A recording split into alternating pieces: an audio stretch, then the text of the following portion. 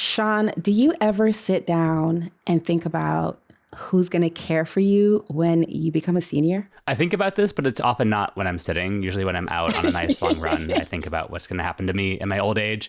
And I'm hoping that my husband will be the one caring for me, that or a robot, or maybe both. A robot? We have to talk more about that later. Yeah, they'll be here any day now. I personally hope that my loved ones will take care of me, but nothing is guaranteed, And for that reason, I'm stashing away as much money as I can in a high yield savings account. Now, this episode, we're going to go more into detail about paying for senior care.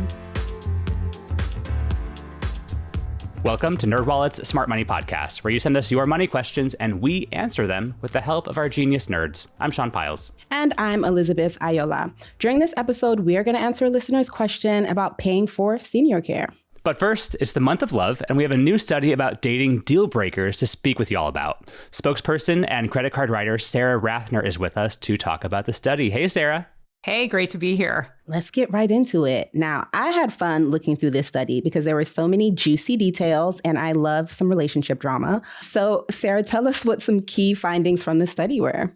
Yeah, one thing we found was that 17% of Americans think that a partner with any amount of credit card debt would be a deal breaker. And that's up from 10% last year. So more people are a little bit debt averse when it comes to finding a partner. But the biggest deal breaker of all in this study is lying about your finances. 54% said that is a hard pass. But on the other side, 50% of Americans in a relationship have lied about their financial situation with their current partner. Yeah. I'm wondering how much projection is going on in these answers, because 17% of people wouldn't date someone with credit card debt. A lot of people have credit card debt. Mm-hmm. And also a lot of people are just giving little white lies now and again about their finances. So let's have some grace, people. Rules for thee and not for me. So. Yeah, exactly. So did any of the findings in the study surprise you, Sara? Besides how many people are flat out liars who expect the world of their partners? So one thing that we found was interesting was that 32% of Americans said it's a deal breaker if their partner lives with roommates or family members. And that totally surprised me because I spent my 20s and early 30s in a high cost of living city. I lived in DC, and most people I knew had roommates before they ended up with a significant other that they lived with. My husband had 3 roommates when we met, and the important thing in the story is that he had his own bathroom in his house and he kept it clean. So yes. Yeah, I knew he was marriage material because I didn't have to share a bathroom with his roommates and deal with that. Oh my gosh. I'm not going to lie. In my 20s, I have dated people with roommates, but in my 30s, it actually is a deal breaker for me because I don't want to go over and see a roommate. So I get that, but it depends on the city you're living in too. Like if someone's living in New York or LA or Atlanta, Miami, places that have high rent, you might just want to have a roommate or two so you can save more money for other things. Like they might be able to take you out to more dates if they're saving more money by not spending as much on rent. So I'm okay with that. Yeah. And honestly, as long as one of you has your own place. Yeah, totally fine. You get some privacy sometime. Yeah. There you go. I will say not having your own bedroom would be a deal breaker. Yeah, 100%. Yes, 100%. Maybe you shouldn't be dating if you don't have your own bedroom to stay in. Yeah. Okay, so I saw a data point in the study that 18% of Americans currently in a relationship say that they've lied about purchases. Why do you think people are lying about where they're spending their money, Sara? I mean, you just don't want the other person to judge you. Like we found that 29% of people think it's a deal breaker when their partner spends money on things that they think are unnecessary. So you're already judging your partner. Everyone's so judgmental. Yeah, so judgmental. And then you don't want that to turn back around on you and your partner to say, hey, I can't believe you spent $200 on this thing that I think is frivolous. And that makes you a bad boyfriend or girlfriend. It's just like, we're all just judging each other too harshly, I think. But I mean, it's okay to judge. Like you should talk about money. And like if somebody has spending habits that give you pause, then you should consider that as you move forward with them. But I think we could all just like have more conversations about things and understand each other's ways of thinking before we rush to judgment. Yeah, let's have some radical transparency about where you're spending your money and maybe some grace about how your partner is spending their money, as long as all the bases are covered. You're paying your rent, you're paying your utilities, putting some money away in your retirement and savings accounts, and then beyond that, have fun. That's it. I mean, as we're talking, I'm like, well, maybe a good first date. Okay, that's too early. Maybe third date practice. It's like, hey, let's look at each other's, I don't know, wherever you shop, basket, or what you've bought over the last 5 months. It feels intrusive, yes, but it'll give you an idea of what you spend on. And then if they judge you, you know that that's not the right person for you. Okay, so there you go. It's a good litmus test. Oh my God, that's like looking through somebody's search history. You really need to watch out. I don't know. You're going to find some stuff you don't want to know about another person. I agree. Not saying I would do it, just an idea. So what are some of the things that people are hiding? I mean, it could be shopping sprees, all those, online shopping carts that they're actually clearing out and buying everything. Amazon purchases, who knows? It could be sending money to a family member or a friend to help them out financially. I mean, they could be supporting a secret second family. In that case, you should run. I don't normally tell people point blank, like, hey, don't be in this relationship. But if they have a secret second family, I think you should do yourself a favor and get out. It's not just frivolous spending. A lot of times people end up in credit card debt because of things like medical bills, things that aren't your fault, unexpected expenses that you have to deal with, car repairs, home repairs, things like that. So it's not just like buying random stuff online. It's also using money to solve a lot of life's major problems. Mm-hmm. When people lie about their finances, a lot of the time it can come from a place of shame and feeling like maybe you messed up or that your partner wouldn't understand why you did these things with your finances. But recovering and being honest about your finances is a really important step to reestablishing that deeper trust in your relationship in general. So how can people begin to be more on the mend and recover from any sort of financial infidelity, as they call it? Yeah, I mean, the only way out is through. And it starts with creating a culture in your relationship where not only do you openly talk about money, but you openly talk about money without fearing judgment from the other person. Because that's what allows you to feel comfortable being honest. And so when you have something to say that's hard to talk about, if you feel like you could talk to your partner about anything and they might not agree with you, but at least they'll listen to you, then you're more likely to open up about what's going on for you financially. If they judge you, if they start a fight with you, if they make you feel in any way psychologically or physically unsafe when it comes to talking about your money, I mean, that should be a sign that relationship might not need to go somewhere. You know what I mean? Like it's so you need to use these money conversations almost as a way of judging not your partner's spending habits, but your ability as a couple to talk to each other about these things. Right. A lot of times money can be used as a tool to play out power dynamics in a relationship that can develop in unhealthy ways over time. And if you are in a place where you feel like you can't talk about money, or one of the partners is the one that's enforcing spending in kind of strict or maybe unhealthy ways, it might be a good idea to talk with a couples therapist, perhaps a financial therapist, to really resolve these issues and get to a place of that mutual trust again. And I will tell you, if you think that the solution to the problems you have as a couple when it comes to money communication is to move in together, to save money, to get married for the tax benefits, or to have a baby because you want to have a baby, I'm here to tell you that those things will make your life more complicated and make it harder to get out of a bad relationship. So have these conversations early and often before you take serious steps in your relationship to further entangle your lives. Yeah.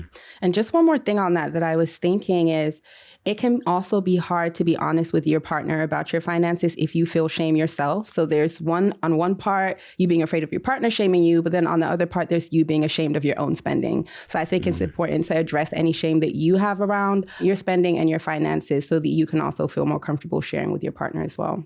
All right, so let's pivot to deal breakers. Now, I was surprised that someone being a bad tipper was a deal breaker. I'm from the UK. We don't tip over there. So that is not a deal breaker for me. So 24% of respondents said so. Now, what are some other financial deal breakers that you came across in the survey, Sarah? Yeah, well, these respondents were US based. So we have our firmly entrenched tipping culture here. And in the US, there is a circle of hell reserved for bad tippers. And they have to wait tables for eternity. So in the United States, where you're paid less than minimum wage to wait tables and you're supposed to make it up in tips. So I can't say I necessarily agree with the practice, but it is what we have going on here. So tip your servers, everyone. And tip them well if you can. Yes. And so another deal breaker we found, and this has to do with going out to places where you might have to pay a tip, is when your partner typically expects you to pay for dates. It turns out a lot more people would actually rather share the costs a little bit more evenly. And another interesting one, 17% consider it a deal breaker when the other person works a lot. Yeah. Oh. Yeah, that one surprised me because obviously there's a lot of pressure to be successful in your career and make a lot of money, but not at the expense of spending time with your loved ones. I think it goes to show that time is love, and the more time you spend together, the better your relationship is going to be. Sometimes it's best to close that laptop, just spend time with your loved ones. Yes, come home and spend quality time together. And a couple other deal breakers we found, people don't like when their partner asks to borrow money from them. And they don't like, yeah, I know that's a deep one. I think it depends on the stage of the relationship, right? Yeah, if you haven't been dating for very long, that's, probably don't ask. If you've been together for a much longer time, you can potentially work out a deal because you know the person a lot better. And there's that trust, but it can still be a really touchy subject. And people also do not like when a person has no savings or doesn't invest for their future, whether it's investing for retirement or other purposes, or when somebody has a low credit score. So I guess be on your best behavior financially at all times if you want any sort of love in this country, because people have high standards. Oh my goodness. That sounds so harsh. I mean, it's not even just high standards. I think it's the recognition that when you're tying yourself legally, potentially legally, or for the long term to another person, their ability to prepare for their future is it also helps you prepare for your future together. Because if you're with somebody who maybe has never invested at all for retirement and you're going to be with them for several decades, eventually that's going to catch up with both of you and you're just not going to have as much money available to be financially secure in your retirement. And so people are thinking long term, is this something that's going to impact our ability to meet our shared goals as a couple? And it could be. You want to see that people's behaviors as well are,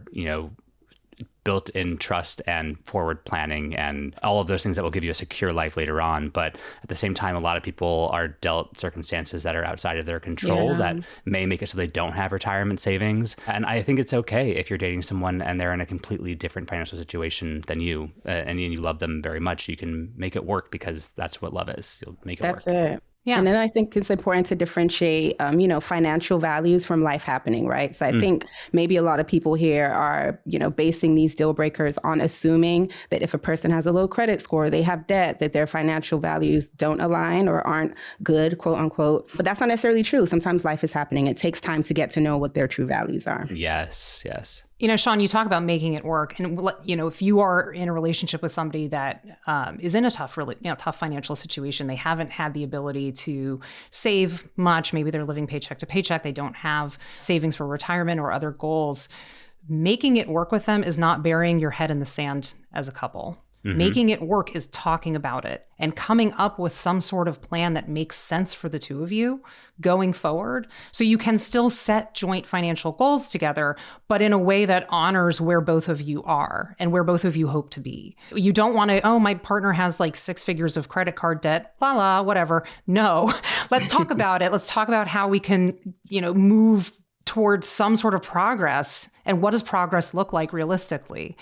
Rather than just ignoring the problem. Yeah. So I'm loving the grace and thoughtfulness that we're all bringing to this conversation here. I think that we would all be great partners to anyone based on what we've just been talking about, obviously. That said, Sara, would any of these be absolute deal breakers for you? The topics we've just been discussing around debt, credit score, all of that. I'll throw out another stat from the survey that I disagree with. So we asked folks a bunch of questions about different things they would consider to be red flags. 42% said talking about money early in a relationship would be a red flag for them. Nope. I think that I'm in good company here in saying that I disagree with this. You don't have to bring your most recent tax return to your third date or anything like that, but talk about money from the earliest stages of your relationship, even if it's just asking somebody like, how do you like to spend your time?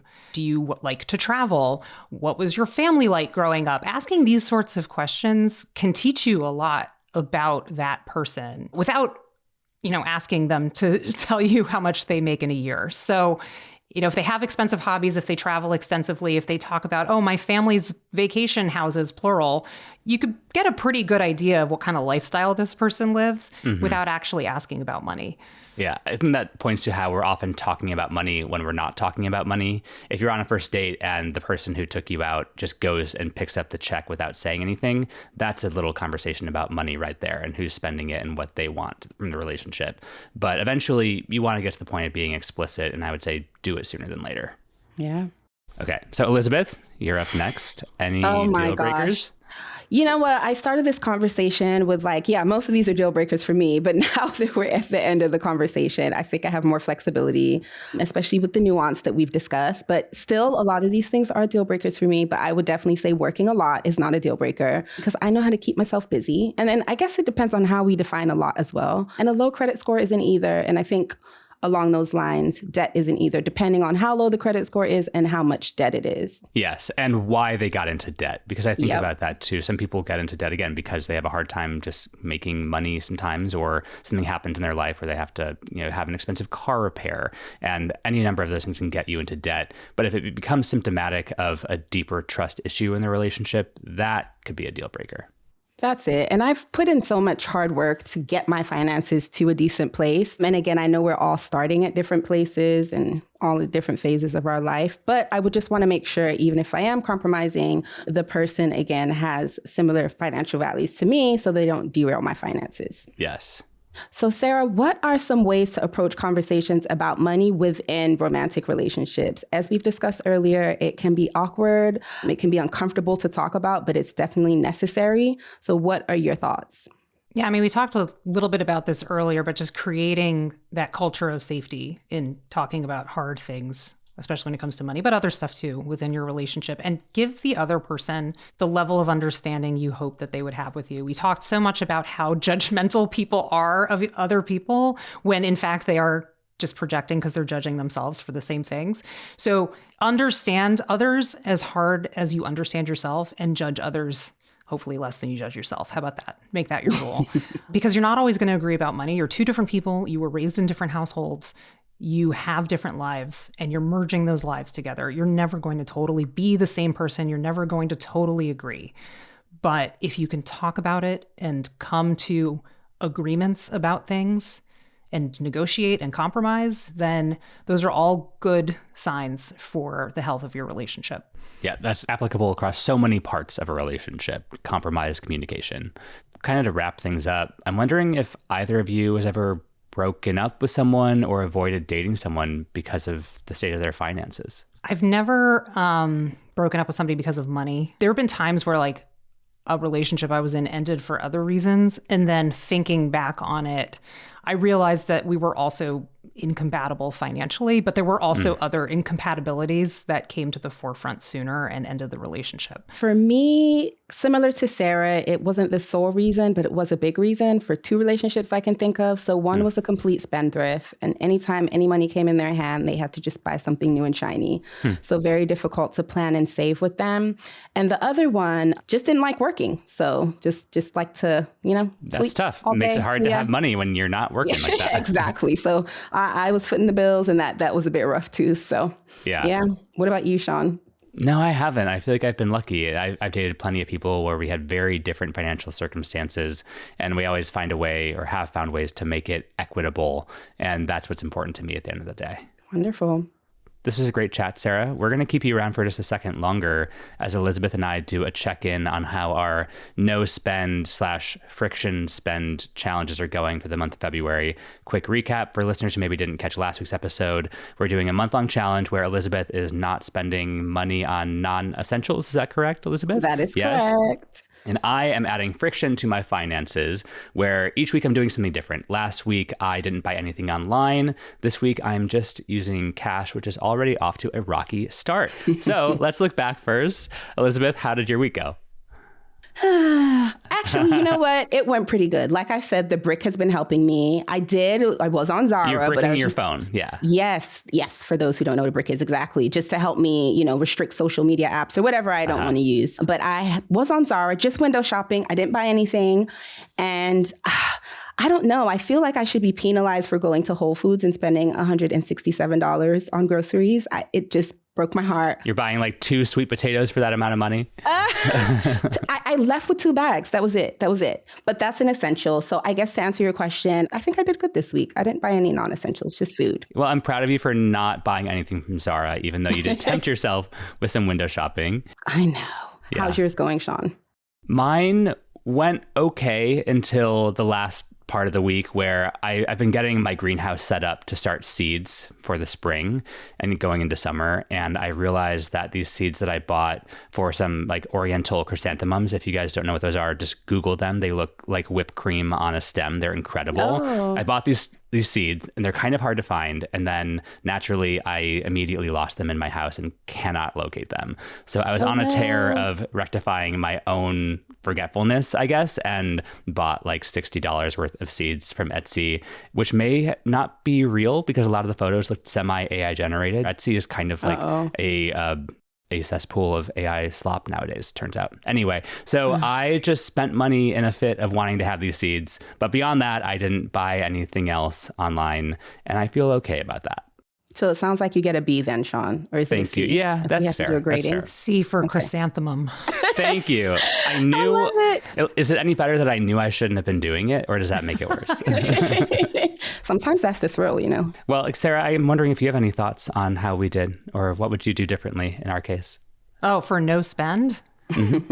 Oh, well, I mean, I think the idea of doing things like bricking your phone and introducing friction are both great. One thing I would say is, like, let's say your credit card numbers are saved on retailers' websites where you shop often. Just go ahead and unsave them. Make it so that you have to manually enter your credit card number every time. It's a great way to memorize it, and then you can't unsave it from your brain. Yeah, don't That's do my that. issue. I've done that in the past. Don't do that. Or like just put stuff in your cart and then commit to leaving it there for like 48 hours. And half the time you forget that you even put something in there. You don't go back and check. So those are all tricks that I play on myself that are really helpful. It's all about little games for yourself to get you to spend or not spend or save or not save. Well, thank you, Sarah, for coming on and chatting with us today. It was great. No, thanks for having me. Up next, we're going to speak to a nerd about paying for senior care. But first, listeners, you know what's up. Send us your financial questions. Maybe you don't know how to navigate finances with your partner, and this episode has taught you that there's a lot you don't know yet. That's cool. Or you need tips on paying down debt. Whatever your money question, we nerds are here to help. Leave us a voicemail or text us on the Nerd Hotline at 901-730-6373. That's 901-730-NERD. You can also send us an email at podcast@nerdwallet.com or leave us a comment on Spotify or YouTube. Okay, let's get to this episode's money question. That's up next. Stay with us.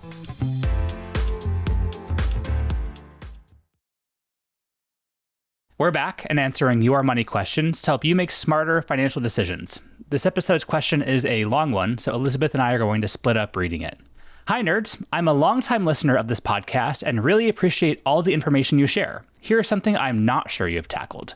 My father-in-law currently lives alone out of state, but this is not a good setup for him long-term, as he is starting to have health issues that could change his ability to care for himself at any time. We are looking at how we can have him move closer to us into an independent/assisted living situation. He has some liquid assets that he has saved for his retirement, as well as a pension and Social Security for income. We've looked at a couple of places, and they vary widely in their payment structure and levels of care that they offer. Some seem to be based solely off a monthly payment, while others have a buy-in model, where you pay a lump sum upfront, but then have lower monthly fees going forward. Some of these buy-in models are partially refundable. We would like to build a budget to help him understand what type of living situation he could afford and for how long. Can you help us understand the pros and cons of these different types of payment models? We think he has enough funds to enable sufficient time at an independent or assisted living facility, but there could be a time when he needs to transition to a nursing home, where the costs then skyrocket. When his money runs out, I know that you can apply for Medicaid to pay for the cost of a nursing home. Can you talk a bit about what this process looks like and how we can prepare for it? All the best. And our listener signs it, senior living is confusing. Listener, I second that. And I third that. Oh, hey, Kate. So we have today with us to help us answer this question, Nerd Kate Ashford, who is a certified senior advisor. Welcome back to Smart Money. Hi, guys. Happy to be here. Hey, Kate. Good to have you as always. We love bringing you on for the most technical topics. So let's just get right to it. Start by laying the groundwork for how much our listeners' father-in-law, or really anyone in this situation, might expect to pay for senior living care. So the challenge here is that it's pretty much universally expensive, but that the costs really vary so much depending on where you live. So I looked into some numbers here, and in Alabama, the monthly cost is about $4,700 a month. Meanwhile, in Hawaii, the cost is over $11,600 a month, or about $7,000 more each month. So given that, it seems like our listener first needs to figure out how much the typical cost could be where they're living, or maybe where the father-in-law is currently living, and also, how much money is available to cover these costs right now. So in a sense, that's a pretty typical cost of living budgeting challenge. Are there any other unique factors that folks should think about as they're considering their budget for assisted living? Sure, Sean. So first, I would really want to point people toward the Genworth and CareScout Cost of Care Survey. It's something they put out every year. It's got numbers for all sorts of care, from home health aides to assisted living, nursing homes, adult daycare. And you can dig in by state, which is really helpful because, as you mentioned, data really is different depending on where you live. And it can also be different by locality. I mean, New York City, very different from upstate New York, but this will give you a general sense, and it's a good starting point. And then once you're looking into your local prices, please know that there are different fees for different room types. So what is this person's father-in-law hoping to have for a living situation? A single room, a shared room? Some places have apartments, even 2-bedroom apartments if it's going to be a shared living space. There's memory care. And then, of course, there's a base rate versus an all-in cost at most of these facilities. A base rate might include things like meals or light housekeeping, social activities, transportation to doctor's appointments. But then there are probably add-ons like help with activities of daily living, like getting dressed, higher level care tiers as someone's needs increase. There generally is extra money for things like memory care. And then each year, there's probably an annual increase in these prices. Just like anything else, your rent goes up. Rent goes up in these places as well, so you should budget for that and model different length stays. So there are a lot of variables, and it's kind of a complicated starting point, but there you go. Sounds pretty complicated, but our listener's question seems to basically be, how do I pay for senior living care? But it could just as easily be, how can anyone afford senior living care with how expensive all of these prices are you guys just mentioned? So how do people typically gather the funds for this? Are people using their retirement funds? Are they using Social Security? Are they using cash savings? And I imagine that people have to get creative here in terms of paying for it. Absolutely, Elizabeth. I think it really is an all hands on deck situation. If you have the money somewhere, I think you're using it. So people are certainly using Social Security for these expenses, their personal savings, retirement accounts for sure. I mean, this is what that money is for, right? You're in your retirement years. So definitely pull from those accounts.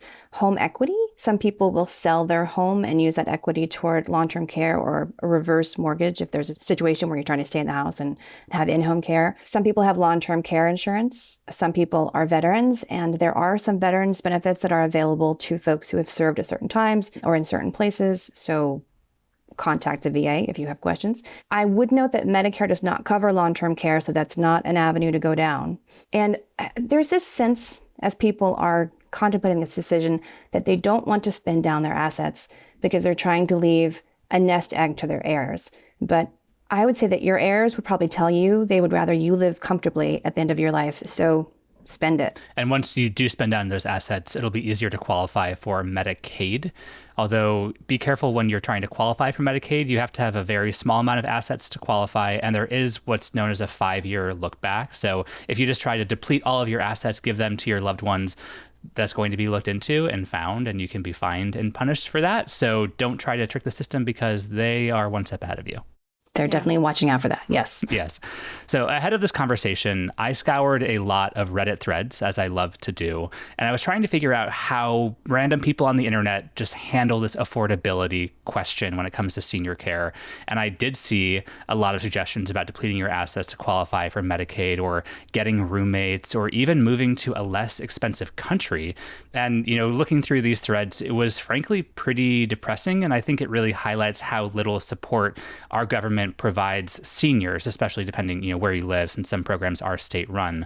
So, Kate, do you think that these threads I was reading are actually representative, or was it just an especially bleak corner of the internet? It does sound like a bleak corner of the internet, But it also sounds like a representation of a lot of people being confused and stressed because they're in situations where they don't have a lot or maybe anything at all saved, and they're not sure how to swing the cost of this care because it's expensive. And Social Security isn't going to cover it all the way, and Medicaid is confusing, and it really can feel bleak. For sure, the majority of people are not leaving the country. There's something like 61.2 million people in the US over age 65. And I went looking, there are something like 670,000 people getting Social Security abroad. So that's 1%. It's teeny. Roommates are not the cure-all. Maybe you can set up kind of a Golden Girls situation.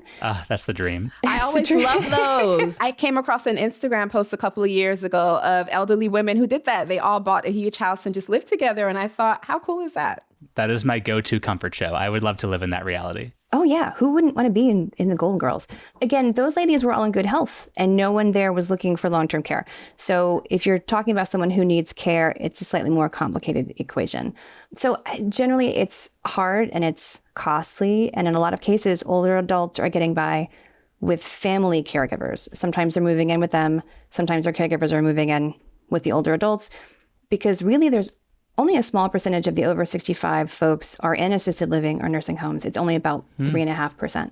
Actually. Oh, wow. That's a lot less than I thought it would be. Yeah, it is. And when I think about it, Kate, because I do know many people who are in the sandwich generation currently and having to take in their parents, well, not having to, choosing to take in their parents. I don't know many people who have, or anyone who has their parent in assisted living care or a nursing home. I think for as long as people can, they try to get by with family or some situation where they don't have to go someplace else that isn't home. Well, our listener mentioned two payment structures, monthly payments, and also a buy-in structure. So, Kate, can you outline how these work typically? Sure. So you're basically looking at two setups here. Facilities with monthly payments, it's exactly like it sounds. You're paying rent. There's a monthly fee that covers a certain base level of services. That's the typical setup for assisted living facilities and nursing homes. Buy-in facilities are generally things like continuing care retirement communities. You might hear them called CCRCs. And those are the places that offer different step-up levels of living. So they'll have an independent living location, assisted living, and skilled nursing kind of all on one campus. And as you need more care, you kind of step up in housing. And those usually require an upfront lump sum, like a big deposit, and then an ongoing monthly fee. And those can be a really good option for certain people at certain times of their lives. It's worth noting that you must be healthy enough to live independently when you move into a CCRC. They're not looking for folks that are moving in and going immediately to assisted living. They're looking for folks who can live independently for a while and exist in that community for a few years. This might be totally out of left field, Kate, but have you heard about Margaritaville? I have not heard about Margaritaville. Wait. Boomer living facility. I believe it's in Florida, and it's for folks who love Jimmy Buffett and Margaritaville. And you can live there and live your Margaritaville dream in your older years. So that's a little bit less focused on the healthcare side of things and more the lifestyle side of things. But I think it shows that there's a huge range of options available, and some might be more fun than others. For sure. That does sound more fun than many options, gotta say. Okay, well, continuing on with the important and listener-focused part of this conversation, they said that they could potentially get a refund for the buy-in structure. How would that work?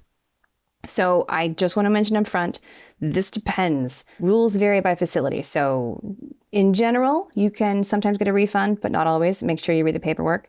You might find that a CCRC will refund some or all of your buy-in money if you move out within a certain period of time. Some are refundable on kind of a declining scale over 5 years. Some are partially refundable. Some are fully refundable. Read the contract so you understand the terms. My grandparents actually bought into a CCRC in the early 2000s. And then my grandmother passed away kind of unexpectedly pretty soon after they moved in. But my grandfather left the community and got a lot of his buy-in back because they weren't there for very long. So that is a thing. You can get out of those arrangements if the contract says you can. Certainly a silver lining there. Yes. How can people determine which might be best for their family situation? Because we know this varies according to your situation. Does it involve some morbid estimation of how long your loved one might live or need this kind of care?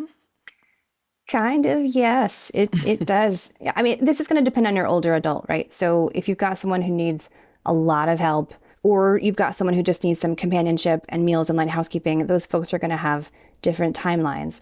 There are services out there like A Place for Mom where you can call in to describe your loved one's needs and what they're hoping to get out of the care they're looking for. And they can point you toward the facility that best fits it in your area at your price point. So it's kind of a nice resource if you are looking for someone to talk to about that. And you're doing some longevity calculus. If you have a more independent older adult who's moving into assisted living, they're probably going to need it for longer than someone who's really ill and moving into skilled nursing, more or less. In terms of averages, I actually spoke to someone. I talked to Bill Comfort, who is a long-term care insurance specialist in North Carolina, and he gave me some data from the perspective of long-term care insurance claims that cover this kind of care and how long those claims are paid out on average. So how long is someone getting these claims paid?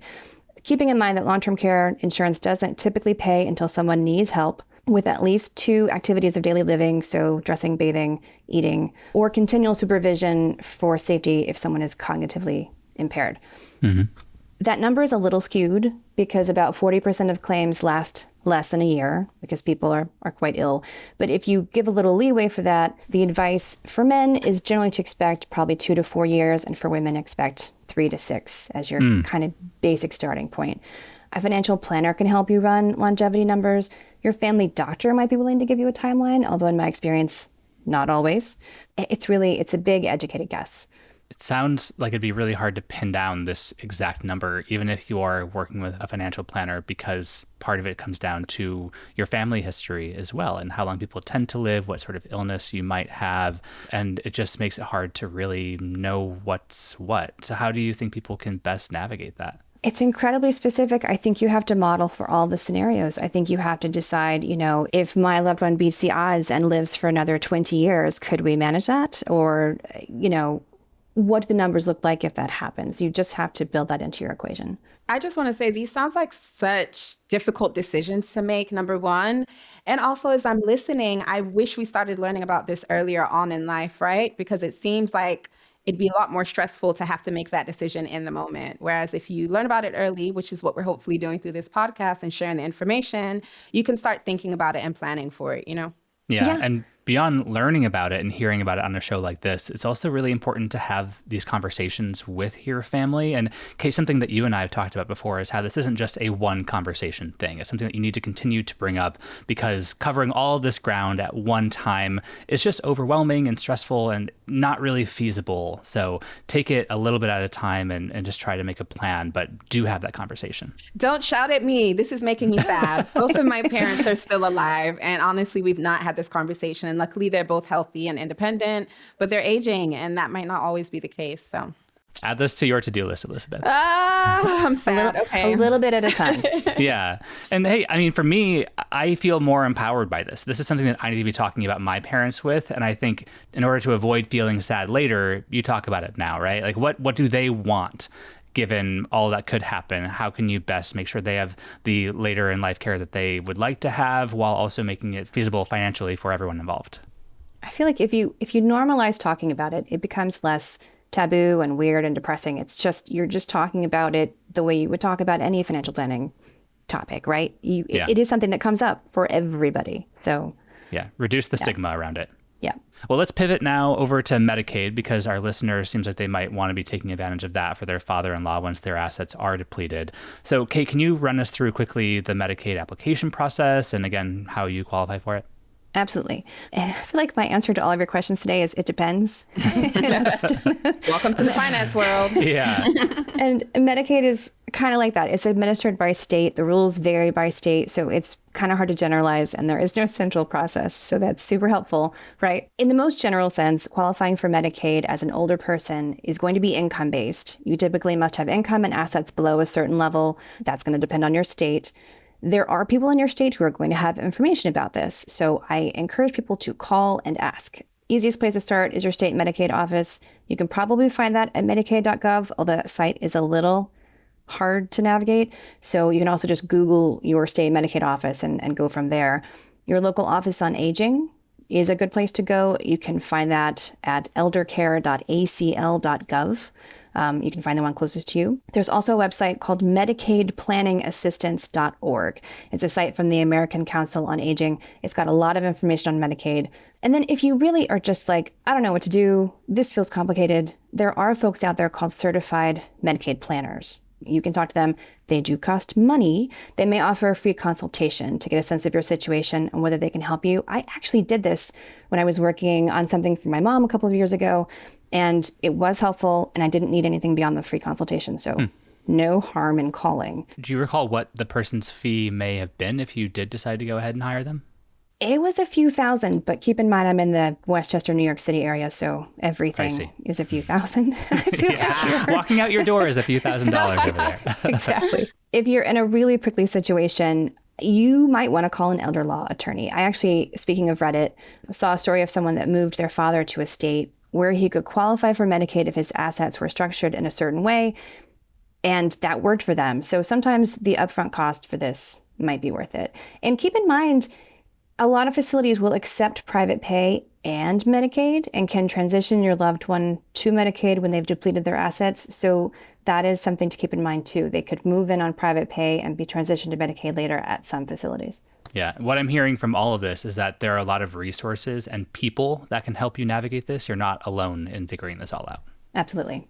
Kate, do you have any other advice for our listener or anyone else dealing with this process for their loved ones? As Sean mentioned, there are so many resources out there. I'm a big fan of asking people I know for advice. If you know anyone who knows anyone who might have information that's helpful, reach out to them. I think people want to be helpful and they're happy to speak to you. When I was working on things with my mom a couple of years ago, I spoke to friends of friends who were geriatric nurses and acquaintances who were going through similar things with their parents and people in Facebook groups. And generally anyone who would talk to me for 10 minutes. So it's stressful. So take your time. It's not worth rushing. Ask those questions and take care of yourself because, again, it's hard. Yeah, good advice. Kate, thank you so much for coming on and talking with us. Yeah, thank you for having me again. And that's all we have for this episode. If you want the nerds to help you answer your money question, call or text us your questions at 901-730-6373. That's 901-730-NERD. You can also email us at podcast@nerdwallet.com, or you can leave us a comment on Spotify or YouTube. We love your company, so we want you to join us next time when we talk to a couple about how they're planning for retirement in an age gap relationship. Follow Smart Money on your favorite podcast app, that is Spotify, Apple Podcasts, iHeartRadio, to automatically download new episodes. Here's our brief disclaimer. We are not your financial or investment advisor. This nerdy info is provided for general educational and entertainment purposes and may not apply to your specific circumstances. This episode was produced by Tess Bigland. Hillary Georgie helped with editing. Nick Carissimi mixed our audio. And we want to say a big thank you to all of our editors for all of their help. Until next time, turn to the nerds.